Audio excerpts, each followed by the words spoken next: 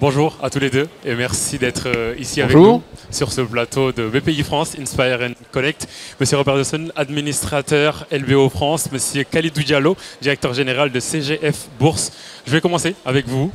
Quels sont les freins majeurs au développement dans le marché financier local aujourd'hui? Écoutez, je pense que la réponse, elle n'est pas en tout cas dans la régulation. Ouais. La régulation, elle n'a jamais rien créé. Elle est là pour créer un cadre qui donne de la sécurité et de la visibilité. Donc l'essentiel n'est pas là, mais je laisserai évidemment Khalidou rentrer dans le détail technique des éventuels obstacles réglementaires. Pour moi, l'essentiel, c'est pour drainer l'épargne, il faut qu'il y ait des produits. C'est-à-dire qu'il faut qu'il y ait des obligations, il faut qu'il y ait des actions. Et donc, il faut un marché qui est aujourd'hui sur la zone qu'on prend en 48 valeurs. Il en faut clairement plus. Et il faut des titres de dette que les investisseurs aient envie d'acheter. Donc, il faut que des émetteurs aient confiance dans le marché. Alors, ça peut être évidemment des émetteurs publics ou parapublics, mais ça doit être aussi des émetteurs privés. Donc l'essentiel, c'est de développer le sous-jacent, c'est de lui donner de la densité. Pour être simple, il faut des produits, il faut des véhicules adaptés à ces produits. Vous ne pouvez pas demander à un épargnant lambda d'acheter un titre par-ci, un titre par-là.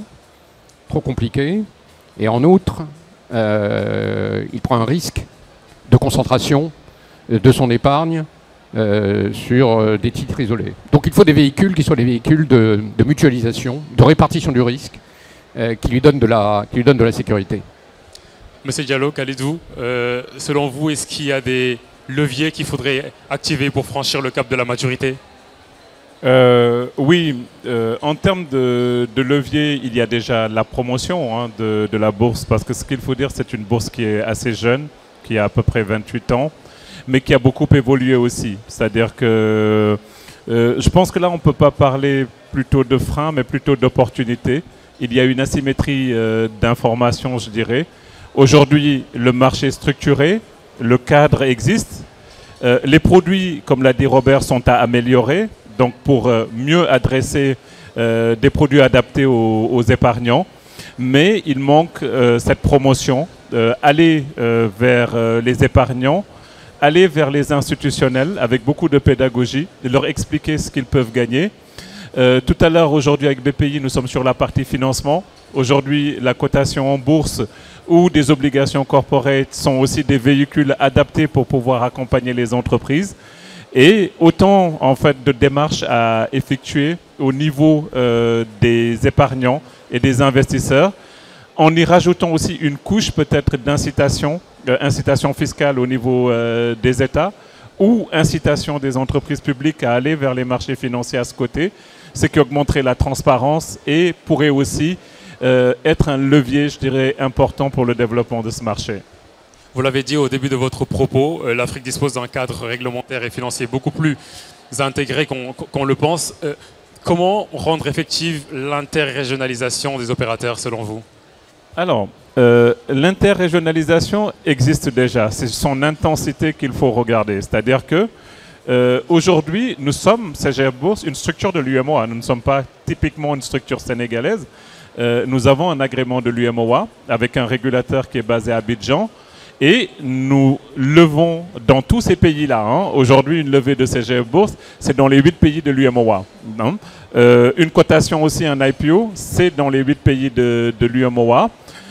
Maintenant, ce qu'il faut voir, c'est que nous avons aussi un cadre unique qui est l'UMOA, avec une monnaie unique, avec un marché unique. Et je pense que même les citoyens n'arrivent pas à savoir cette opportunité-là. On revient toujours au point de communication. Et voir aussi, les gens ont souvent peur de sortir de leurs frontières. C'est-à-dire, des entreprises sénégalaises, peut-être demain, quand on va leur présenter un titre de l'État de Côte d'Ivoire, ça leur paraît lointain. Donc je pense qu'à ce niveau-là, c'est aussi de la pédagogie, un travail à faire pour vendre aussi l'UMOA et vendre cette nationalité et ce véhicule-là. Monsieur Dawson, vous êtes d'accord, les investisseurs ont peur de sortir de leurs frontières? Écoutez, si je veux résumer d'un mot très lourd de sens, hein, le sujet aujourd'hui, c'est la confiance. Voilà. Les produits existent, on peut les améliorer. Aujourd'hui, on a des fonds où il faudrait probablement s'interroger sur la création d'indices, encore une fois pour aider à la mutualisation.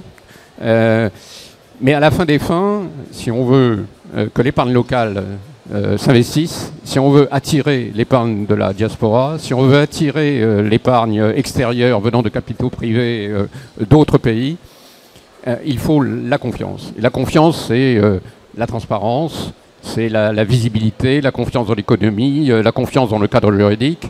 Et c'est ça qui finalement, au-delà d'économies qui sont des économies évidemment en développement. Ici, vous avez 4 leviers de développement majeurs, hein, que sont la démographie, l'urbanisation, les classes moyennes et le retour des élites. Bon.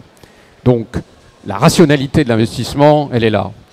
Et le reste, le point de bascule, c'est la confiance. Justement, vous parlez de confiance. Selon vous, quels sont les outils de garantie qu'il faut mettre en œuvre pour rassurer, on va dire? Alors, les outils de garantie, je dirais, tout à l'heure Robert en parlait, hein, dans la sophistication des produits, il y a tout ce qui est dérivé, qui sont aujourd'hui développés sur les marchés financiers, qui sont des produits de couverture, que ce soit au niveau du change, que ce soit au niveau du risque de contrepartie. Je pense que ce sont des produits qu'on peut assez aisément développer au niveau du marché de l'UMOA. Mais au-delà, hein, je pense que la promotion elle est importante. C'est pour ça que je salue au passage ce que BPI France vient de faire, parce que l'Afrique souvent pâtit en fait d'une mauvaise image au niveau des médias. Les gens pensent qu'il n'y a pas de cadre réglementaire, les gens pensent qu'il n'y a pas de bourse. Donc je pense que c'est important d'avoir ce genre d'événement, de connecter ces entreprises sur l'international, notamment des fonds frontières, hein, qui investissent sur l'Afrique, de travailler avec eux, de mieux leur montrer en fait ce qu'il y a au niveau local en termes d'opportunités. Mais pour la partie vraiment sécurité, il y en a. Si je prends le cas, par exemple, des émissions d'État, il y a des garanties de la Banque centrale, il y a quand même beaucoup d'éléments qui font que, malgré le risque politique dans ces pays, on n'a pas vu pour le moment réellement de défaut. Pourtant, on a eu, je peux citer le cas de certains pays. Voilà. Pour terminer très rapidement, en 15 secondes, c'est la fin. Le récit, il est biaisé par les médias. Est-ce qu'il faut ce genre d'événement pour le changer, pour que les acteurs eux-mêmes prennent la parole? Je ne peux que reprendre ce que vient de dire Khalidou. Ce type d'événement crée de l'interconnexion. Et en fait, le passage d'une économie émergente à une économie mature, c'est la création d'écosystèmes solides et interconnectés. Voilà. Et la première interconnexion, c'est le contact humain. Et donc, ce type de réunion, ça permet des échanges, plus ou moins informels, peu importe. Mais c'est la base d'un tissu économique et social. Pour terminer, n'oublions pas qu'un tissu solide, c'est une chaîne et une trame. Donc il faut une chaîne économique et financière et il faut une trame humaine. C'est comme ça qu'on fait les tissus les plus solides. Merci beaucoup. Merci à tous les deux.